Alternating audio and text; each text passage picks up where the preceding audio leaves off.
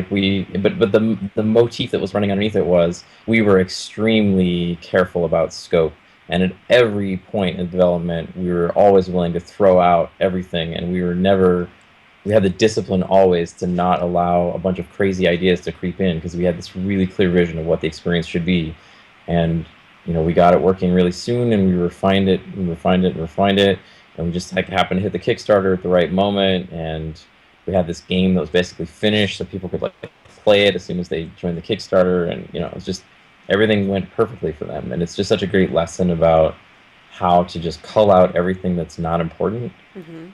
and make a game that really resonates with people. Like it doesn't have to have fancy graphics of any kind. It just has to be really good gameplay that's really well assembled. Do you It's think just that's because of a small team? I mean, I would assume like larger projects, like we're talking Bioshock Infinite, it'd be very difficult to not keep the outside influences, from adding and taking away, and to have one person kind of direct that ship.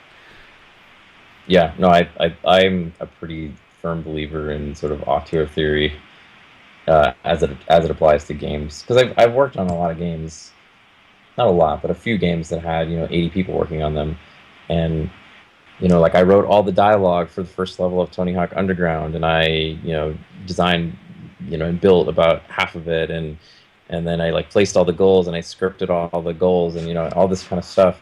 And in the end, I don't really feel like it has my fingerprints on it particularly. It's Hmm. still kind of just you take a bunch of colors and you can like mix red and blue together and you get like purple, and then you like add five more colors and all of a sudden you just end up with this brown mess. And I feel like that happens with a lot of larger games, and it just can't help but happen. It's like once you go past a certain point, everything just becomes a brown mess because there's just no way to make a game of that size with a very small team. I kind of feel like Journey is about the largest game you could make and still maintain a real powerful, obsessive authorial control, Hmm. which I know Genova does, and it drives some people crazy on his teams. But it, you can't argue with the results. I wonder if it's possible to like do that and not drive everyone crazy, but I'm not sure because that seems to happen in film and stuff too. I think you'd have to be a bit of a dictator, just, very, very dogged about your vision. It's just really tough. It's really like I was working at ASU and we had about 10 people on that team, and I would lay out what I thought was a really clear vision for the design, and then people would go off and make stuff, and we get back together and it'd be like, wow, okay, so I was totally not clear at all. And Ah. and from my perspective, it just felt like a failing of me. But I think that's just the way that I take it, right? It's like I just need to do a better job of conveying what I want. So I like worked way harder on making good mock-ups for everything, and making sure from three different angles that I was very clear about what the art needed to do and what it needed to look like and so on. Hmm. But I feel like with games in particular, you have sort of the sum total of all previous media put together. You have music, you have sound, you have visual art, and then on top of this is this crazy binding force of interactivity that somehow magically needs to work. And then there's like challenge which comes in there, and that's different from usability, right?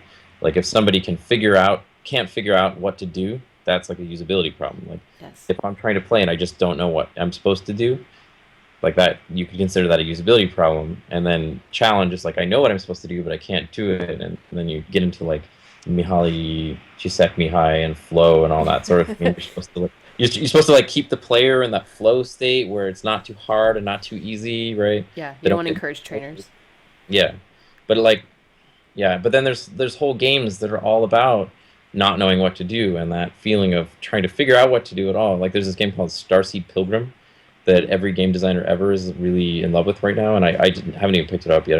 I was crunching for GDC on my stuff, but that game, from what I understand, is all about just being confused and being self-motivated and finding your own questions to ask and finding answers to them and so on. I feel like Don't Starve is like that. Okay, yeah, I need to play more of that. I love Clay, by the way. Hmm. Yes, I they were at really, PAX. Did you see them?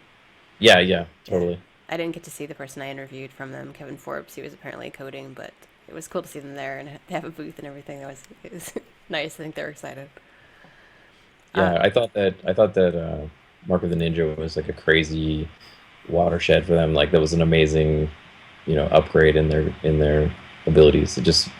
It's such a good game. I'm so sad that it didn't do crazy, crazy good. Like it did pretty well, but not just like off the charts good, as Hmm. well as it deserved to do. I think they've been well rewarded with Don't Starve. It's quite it's getting up there. Okay, cool. That's awesome. Let's move to some of the more educational stuff that you were talking about. Now, the games I was researching, Atlantis Remixed Project, I didn't know Hmm. that this correlated necessarily with what you were talking about with the doctor going into the plague-ridden town, because this seemed like a different game. But I think the concepts are probably similar. So, So Atlantis Remix is the wrapper for all of these different games. okay. So there's Atlantis Remixed, The Doctor's Cure, which is the one about persuasive writing, which is told through that sort of retelling of Frankenstein, where the teacher, you're a reporter, you're positioned as a reporter, and you come into the town and you have to like write a persuasive essay in the town newspaper that sways all the townspeople one way or another, and then the head reporter, the head editor is the teacher. They play that character, and so you keep like submitting your story to Scoop, the editor, and Yeah. either he accepts it or not. And yeah, I mean, I was talking a little bit at PAX about how one of the biggest problems we were trying to solve was how to keep the teachers interested and engaged, and we found that making the teacher one of the characters in the game was really huge, not only for teacher engagement but also just for like the practical aspects of classroom management.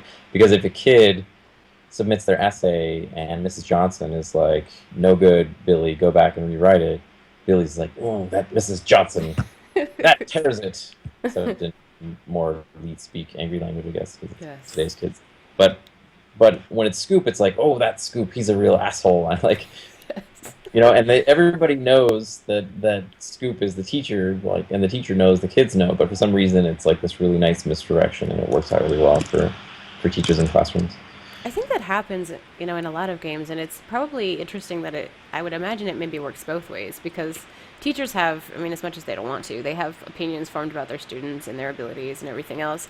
And I would think maybe seeing your student as an avatar and just kind of separating that one step away from your student, just looking at their work, completely in written form and seeing that avatar might actually give you a different perspective, I think, on some of your students. Yeah, and the theory of transformational play, which was primarily created, as I understand it, by the academic that we were working with, Sasha. Um, One of the core principles of that is embodiment. Like if in order for a kid to be invested in a world enough to really learn stuff and care about the world, they need to feel they have some stake in it. And so our answer to that was to make this like avatar creator. See? One of the things I think has a significant impact too on these games is not only are you learning things that you'd be taught in the curriculum in a more creative way that you possibly could remember it, but that there's actual consequences which you don't often see in school. And I've had people tell me, even just today, somebody was telling me that gaming actually did more in their life to help them differentiate between moral choices than their religion, because there's actual consequences like that they have to perceive immediately to their choices, and that kind of gives them a indication maybe of how they fall on the scale of morality, because they have to face things that they probably won't have to, until later on in life, or choices that would be kind of all Yeah. condensed into one. So, in the game you're talking about, the doctor and the plague, and all that, there's consequences to that game. Do you feel like those are like appropriate to the level, I think, 9 to 16 that are playing the game, and what are those consequences for the listeners? Well, my instinct was that they were not appropriate, but I was assured by the academics that we were working with that this is good stuff, and this is the kind of thing that kids don't ever see, where it's not kidified. It's like if you persuade the town to be in favor of the doctor, then the creature who he's been experimenting on, which is maybe or maybe not made out of parts of humans from the graveyard of people's loved ones or something. But the creature who has a little girl he's friends with, the little blind girl in the town, you find her like weeping over his body because he's been experimented on too much. And then if you go the other way and convince the townspeople to evict the doctor that he can't do his experiments anymore, then half the people in the town that you've been talking to are dead when you show up again. Like it warps you forward in time, and so it's like pretty heavy. and Yeah. and so then what you get is you get some really fascinating writing that comes out of that, because the kids get really invested in the world and they know all the characters, and so they get done with it and then they're like, they're like, I still think it was a good idea to throw the doctor out because you can't experiment on humans, and they actually have an opinion about it. Like that's all we're trying to do is get the kids to give a shit. Because when you're in school and they give you an essay topic, I mean, it's so hard to manufacture an ounce of care about what they've given you because it's always so asinine and it's always so sanitized. Yeah. So I feel like we've sort of snuck something by them, which feels really awesome. In some ways, it's like, hey, we're gonna put this crazy ass game in there, and and you can't deny the learning gains. Like we have all this data, Hmm. uh, but maybe it makes some people uncomfortable. It seems to work pretty well, though. I don't know. I'm pretty happy with it. Well, it says on the website that it's in 22 states, 18 countries, and more than 50,000 students have played it. Um, it seems like also, I guess, it doesn't necessarily meet individual state standards, that there's some sort of a MECREL content knowledge standard, which is sort of universal. Do you think this is going to end up being picked up by a lot of states and integrated? Because right now, I know right now where I am, we have something called Study Island, which is awfully similar, where you have kind of tiny mini games, math related, basically Frogger, it teaches you math problems or something. It seems like games are kind of becoming more integrated regardless, but this particular game and this particular set of games, is there a push to kind of move them to other states and try to make it spread? Yeah, I mean, absolutely. That's not my department, really. Okay. I'm a game designer. I worry about making the thing good, making sure it teaches what it's supposed to teach, and that it has, it's has integrity as a system. We don't water down the things that can't, that need to be there for the kids to really learn. So in the case of the persuasive writing one, it's that thing that I showed where you're dragging around the different pieces of evidence linking to the reasons in the thesis. Um, Yes. yeah, so yeah, it's a really complex problem, right? Like I was talking about in the talk about how complex systems are uh, the world today. That's just the reality of it. And if you want to succeed in the world, you need to be able to interface with complex systems. This is a really complex problem that we're trying to solve.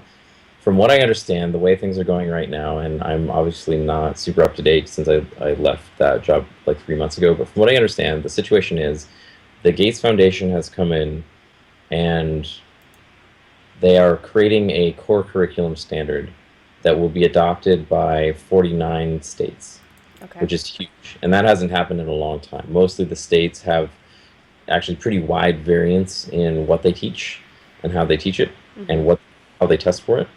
So No Child Left Behind, in my opinion, did a lot of damage because it really put a lot of emphasis on standardized testing, and it put some really serious consequences to your kids failing standardized tests. So you would lose funding for your school. So schools have been shut down because of No Child Left Behind, from what I understand. Um, My teacher friends aren't happy. yeah, yeah. So apparently there were some children left behind there. Uh, What? what nonsense? But anyway, so now the Gates Foundation is creating this core curriculum standard, which is going to be adopted by all the states. So it's actually sort of a unique opportunity to redefine radically what American school children get taught.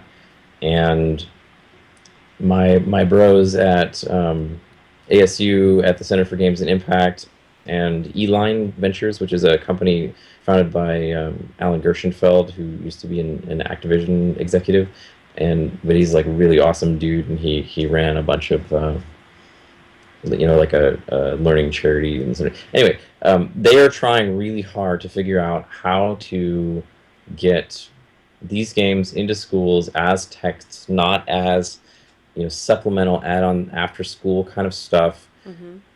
and to form a new vision for what a modern curriculum should be, something that's not industrial age, teach kids how to be workers, something that teaches kids how to be confident in their ability to interface with complex systems, and teaches them how to program, and teaches them that the world is not simple and it can't be boiled down to grades, and if you want to be successful, you have to produce stuff. You can't just like you know do your homework and assume that you're just as good as everyone else and expect to have all the rewards come to you. Like it just doesn't work that way.